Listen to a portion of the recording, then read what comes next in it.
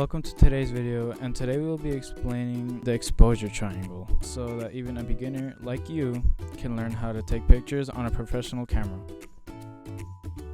We're going to be going from one end of the triangle to the other, meaning we're starting from the aperture, then onto shutter speed, and finally onto ISO. So to begin, let's start with the aperture. Mind explaining for us, Anthony? No problem. Aperture is the part in the camera lens that controls the depth of field. The smaller the aperture is, the bigger the camera's focus range is, and the smaller the aperture, the larger. You can think of it like when people squint. When people squint, we can focus on things further from us, but when we have our eyes wide open, we focus on the things closest to us. Thanks, Anthony, but now we go into the second corner of the triangle, the shutter speed. The longer the shutter is open, the more smudged your picture will look. However, the less time the shutter is open, the more sharp your picture will look. Instead of a size difference, the shutter speed is a number that is usually a fraction.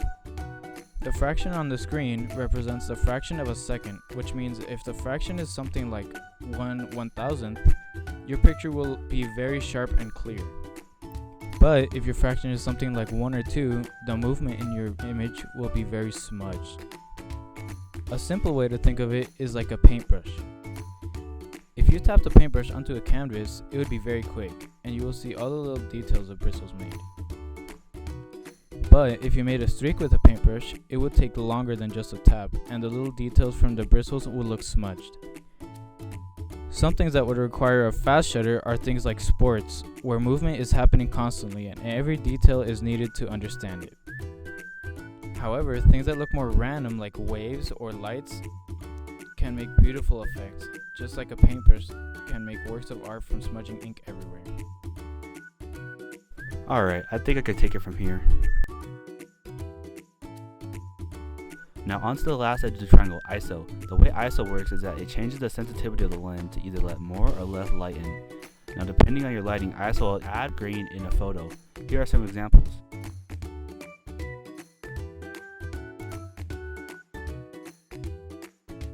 ISO can be a major help in darker areas, but you should try to stay away from it in brighter places because if the ISO sensitivity is too high, it can cause the color and shadows to be bland, and in most cases that makes for a bad shot.